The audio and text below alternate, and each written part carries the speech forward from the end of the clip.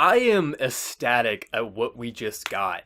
This is the Blue Exorcist I've been waiting for. I have been so bored with everything that's been happening. In the original season, when we had this I don't trust Rin stuff, there was always something happening with the plot at least, so even when the characters were bitching and moaning, there was at least some sort of conflict going on to keep you interested, and we haven't had that so far. So to have this episode truly turn the cranks, get the plot moving, just makes me so happy. Because the past 2 episodes could have been 1 episode. Like, seriously, there was no reason for episode 2 and 3 to be individual episodes. Not a lot happened in them. But, you know, we're past that, so let's talk about this episode. We get to see who the traitor is. And like my prediction, I thought this white-haired girl was going to be the traitor, but there's so many things that could tie into what's truly going on. And the reason she ultimately betrayed them is because of the guy in the first episode. I forget his name, like Toto or something like that. I could be completely getting that wrong, but it's something in those areas. But the guy we saw in episode 1 who first stole the eye pretty much manipulated her in some way, convinced her that they need to strike back, they need to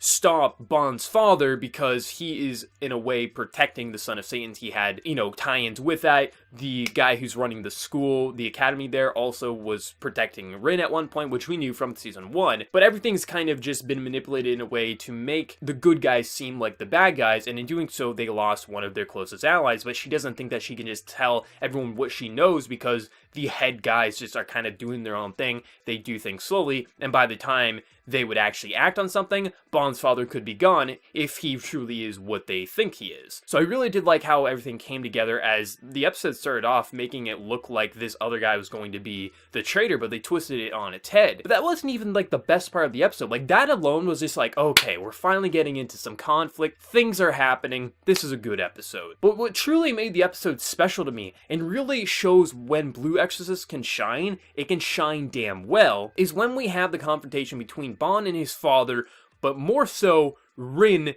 and the 3 of them together. As back in season 1, some people are going to forget it, so I'm glad they had the flashback there. Rin pretty much tells his father, despite his father being Satan, the one who raised him, is essentially a foster dad, but that was who his dad was. He said that he wasn't his father, and he just didn't care about him, and his father ended up dying before he could apologize to him. So Rin really sees this as Bond just being a complete and utter asshole, and if his father's going after this girl, he could very well die, and if he doesn't apologize, if they don't make up right then and there, he's going to regret everything the same way Rin's regretting his father because he couldn't apologize for being an asshole. No matter what issues they've had, they need to make it up before it's too late. And I love that character dynamic. This is the stuff I love with Blue Exorcist, because when it wants to shine, it can shine so damn well. I mean, sure, the action was really cool and we had it for a little bit. I mean, even the stuff with the traitors, but this is the stuff I love. I love Rin getting fired up. I mean, Rin's starting to get a bit of control over his fire. He even is using his fire only on his fist to attack Bond to really snap him out of the situation,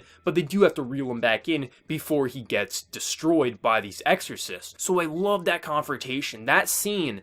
If we can have even half of what we saw with that confrontation with Bond, Rin, and his father, this will end up being a great season. Honestly, if this episode was to fail, if this episode was not even half as good as it was, I was considering dropping this series. Not because I hate Blue Exorcist, but because it has been so much of I hate Rin and nothing has been happening. You know, they can have I hate Rin and all this shit I don't care about, but as long as things are happening with the plot, I'm happy, and I'm really happy right now. Even if for the next couple of weeks it goes back to being meh, this has refueled me enough that I can bear with it. This was a great episode. The confrontation with Rin, seeing who the enemy is, everything is starting to move forward now with the plot. I can't wait to see what ultimately happens with Rin and everyone, how Bond is going to grow, because obviously Bond's going to take a while to trust Rin, but he will end up trusting him by the end of the season. Anyone who has eyes open can see that. But this was a really great episode. I can't wait to see where it goes.